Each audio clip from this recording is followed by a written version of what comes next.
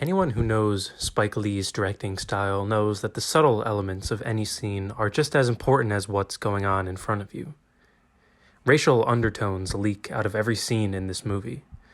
It's a gradual crescendo of racial animus that culminates in a racially motivated police killing at the end. Take this scene, where Buggin' Out, played by Giancarlo Esposito, gets his shoes run over by a new white resident of the neighborhood. Here, Spike perfectly sets up a scenario that will exacerbate the movie's racial conflict. Excuse me, I'm sorry. Not only just knock me down, you step on my brand new white Air Jordans that I just bought. And that's all you can say is, excuse me. From the time the standoff between the white cyclist and Buggin' Out begins, the scene really only utilizes the same two alternating shots.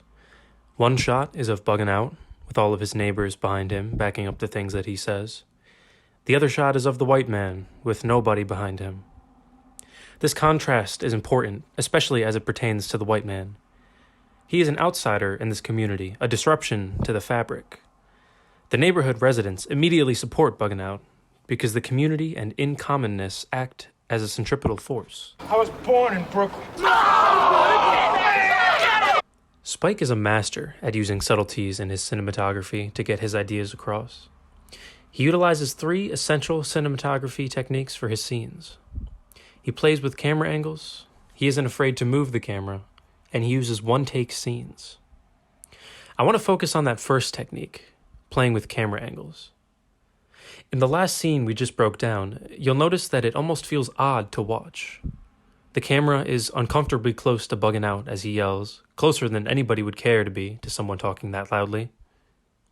Directors like Todd Phillips orchestrate these perfectly symmetrical, badass shots that show men doing violent things.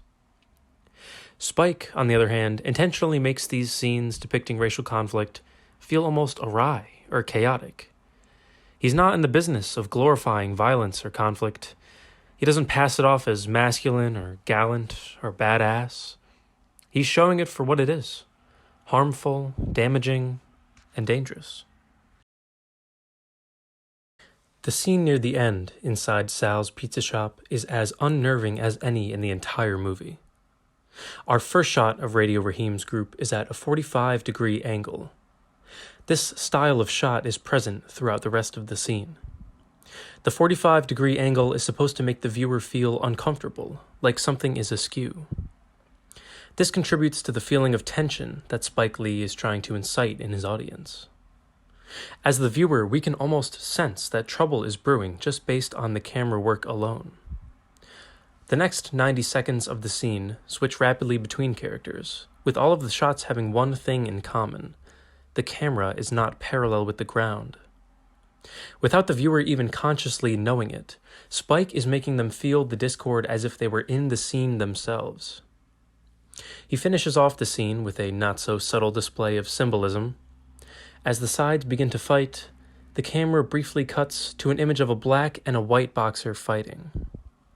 Lee goes pretty heavy-handed here with the metaphor, signaling that the racial tensions are about to boil over into an emotional climax. Spike's message is not hard to read in this movie. He portrays a black community that feels slighted, stepped on, and put down. He criticizes racist beliefs and systems by showing the harmful effects that they have on black communities. He tells the story of a community that chose to fight back, fight the power. But he also acknowledges that this fighting is ugly and that the path to equality is painted with blood. Again, the violence in this movie isn't sexy, it isn't badass, it isn't macho, it's horrifying. And for black communities like the one in Do the Right Thing, it's an endless nightmare. Think about Radio Raheem's boombox, which is constantly blasting Fight the Power by Public Enemy. It might seem like a gimmick at first, but it's representative of a never-ending fight against a relentlessly oppressive system. Spike's brilliant shots make the viewer feel uncomfortable with everything that happens in the film, as they should be. He refuses to let stories like the one of Buggin' Out and Radio Raheem be misrepresented, whitewashed, or glorified.